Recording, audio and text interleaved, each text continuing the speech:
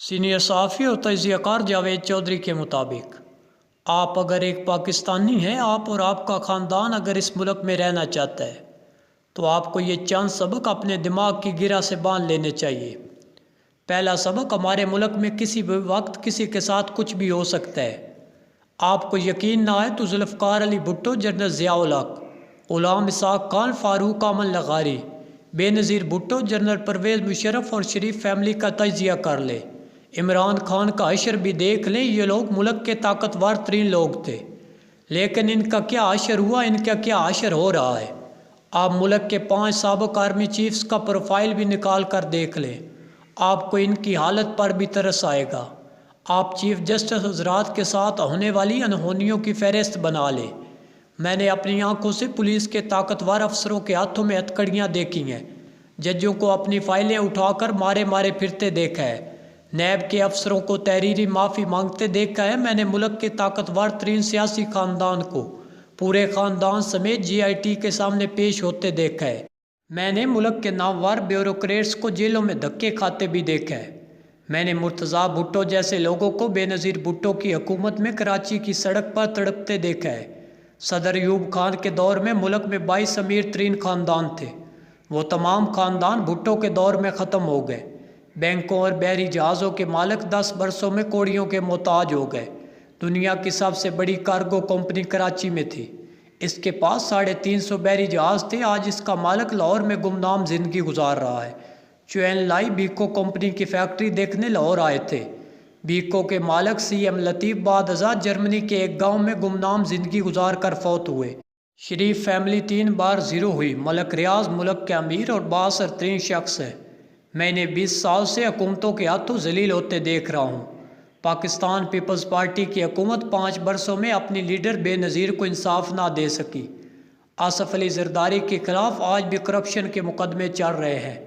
चुनांचे आप जर्नल हैं, सियासतदान हैं, जज हैं, बिजनेसमैन हैं, ब्यूरोक्रेट हैं, या फिर आम इंसान हैं। हमारे मुल्क में किसी भी वक्त किसी के साथ कुछ भी हो सकता है।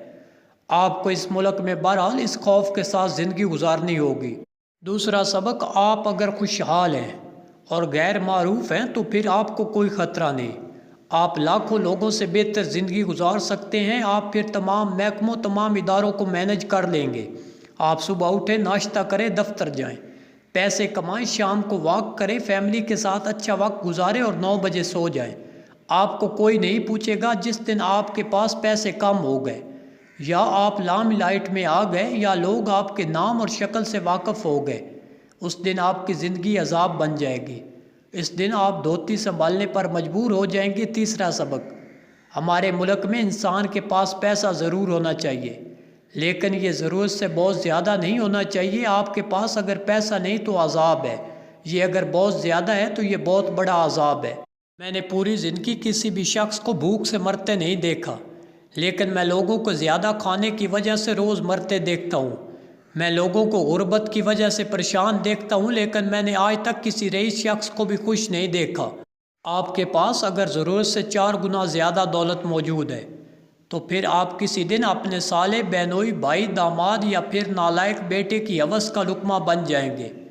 मैंने आज तक रईस लोगों को सिर्फ कोर्ट्स, कचहरियों, अस्पतालों और कब्रिस्तानों में देखा है। मैंने इन्हें वालिद के जनाजे में भी लड़ते देखा है। चुनांचे आप अगर अच्छी और पुरसकून ज़िंदगी गुजारना चाहते हैं तो अपनी दौलत को किसी भी हालत में खुशहाली से ऊपर ना जाने दें। आपका बेटा जिस दिन खड़े खड़े 1.5-2 करोड़ रुपए की गाड़ी खरीद ले, या फिर अपनी घड़ी, अपनी गाड़ी और अपने घर जुए पर लगा दे, या 1-2 करोड़ रुपए की जायदाद टेलीफोन पर बेच दे, आप इस दिन डर जाएं। आप इस दिन अपनी रकम खैरात कर दे, वरना दूसरी सूरत में आपका इख्तिताम अस्पताल या फिर सड़क पर होगा। मैं एक साहब को जानता हूँ, वो खुशहाल थे। वो जो कमाते थे वो अपने ऊपर, अपने ख़ानदान के ऊपर, अपनी आल औलाद की तालीम पर खर्च कर देते। जो बच जाता वो इसे खैरात कर देते थे। वो जब दुनिया से रुखसत हुए तो इनके तरके में कुछ नहीं था। इनके बच्चे आज भी इकट्ठे रह रहे हैं। ये सब यकजान, यक कालब है। जबकि इनके दूसरे भाई ने ज़िंदगी भर दौलत कमाई। वो अपने बच्चों के लिए करोड़ों रुपए छोड़ कर गए। बच्चे वालिद के इंतकाल के बाद जायदाद के लिए लड़े, और ये आज तक लड़ रहे हैं। सगे बहन भाई एक दूसरे के जानी दुश्मन हैं। चुनांचे आप कोशिश करें आपकी दौलत खुशहाली से ऊपर ना जाए। یہ اگر چلی جائے تو آپ اسے ویلفیئر میں لگائے دیں، آپ بھی بچ جائیں گے، آپ کا خاندان بھی اور معاشرہ بھی۔ چوتھا سبق، آپ جہاں تک ممکن ہو ڈاکٹروں اور ادویات سے پرہیز کریں۔ میں نے پاکستان میں ادویات، ڈاکٹروں اور اسپتالوں پر اعتبار کرنے والے لوگوں کو ہمیشہ روتے دیکھا ہے۔ میں نے پرائیویٹ میڈیکل کالجز ڈاکٹروں کی بجائے کسائی پیدا کر رہے ہیں۔ یہ ناتجربہ کار بھی ہے اور اناڑی بھی ہے۔ پرائیویٹ ہاسپٹل باقاعدہ مذبح خانے ہیں۔ آپ پیٹ بدرد لے کر جائیں، یہ آپ کا پورا پیٹ کھول کر رکھ دیں گے۔ آپ انجیکشن لگواتے اور آپریشن کرواتے ہوئے 10 مرتبہ کاؤنٹر چیک کر لیا کریں۔ میں نے بے شمار مریضوں کو اوور ڈوز اور غلط انجیکشن کی وجہ سے مرتے دیکھا ہے۔ میرے ایک دوست ایک وقت میں صرف 1 انجیکشن خریدتے ہیں۔ یہ 2 دن سے زائد دوا بھی نہیں خریدتے، یہ کہتے ہیں۔ میں نے ایک بار انجیکشن لے لیے تھے، نرس نے مجھے دونوں انجیکشن اکٹھے لگا دیے تھے۔ میں مرتے مرتے بچا تھا۔ FBR کے ایک ممبر نے بیٹے کے انجیکشن کی بڑی شیشی خرید لی۔ شیشی میں 10 دن کی ڈوز تھی، بچے کو روز 1 cc انجیکشن لگنا تھا، لیکن نرس نے پوری شیشی ڈرپ میں ڈال دی، بچہ تڑپ کر مر گیا۔ ہم آئے روز دائیوں کی بجائے بائیں گردے نکالنے اور رائٹ کی بجائے لیفٹ آنکھ کے آپریشن کی خبریں سنتے رہتے ہیں۔ میرے ایک دوست بال لگوانے اور دوسرے پیٹ کی چربی کم کرانے کی وجہ سے انتقال کر چکے ہیں۔ چنانچہ آپ کوشش کریں آپ کسی قسم کی کاسمیٹک سرجری نہ کرائیں۔ آپ آپریشن ہمیشہ تجربے کار اور سمجھدار سرجن سے کرائیں، خواہ اس کی آپ کو کتنی فیس کیوں نہ ادا کرنی پڑے۔ آپ کو جب کوئی ڈاکٹر دوائی لکھ کر دے تو آپ اس نسخے کو کسی دوسرے ڈاکٹر کو چیک کرا لیں۔ آپ کوشش کریں آپ کم کھانا کھائیں، روزانہ ورزش کریں، گھی اور چربی استعمال نہ کریں۔ 5واں سبق، انسان کے لیے ایک اللہ، ایک بیوی اور ایک موبائل کافی ہوتا ہے۔ میں نے ہمیشہ زیادہ خداؤں، زیادہ بیویوں اور زیادہ موبائل والے لوگوں کو پریشان دیکھا ہے۔ یہ اکثر اوقات جلدی فوت ہو جاتے ہیں۔ پاکستان جیسے معاشرے میں ایک کے بعد دوسری شادی حماقت ہے۔ آپ اس حماقت سے بچ سکتے ہیں، آپ بچ جائیں۔ دوسرا، موبائل بھی انسان کی ٹینشن میں 1000 گنا اضافہ کر دیتا ہے۔ آپ اگر ایک خدا سے مطمئن نہیں تو پھر آپ نعوذ باللہ ہزاروں خداؤں سے خوش نہیں ہو سکتے۔ چنانچہ ایک اللہ، ایک بیوی اور ایک موبائل فون، زندگی اچھی گزرے گی، ورنہ پوری زندگی بربادی ہے۔ اور 6واں سبق، آپ یہ بات پلے باندھ لیں، آپ کو اس معاشرے میں روزانہ عزت نفس اور انا کی قربانی دینا پڑے گی۔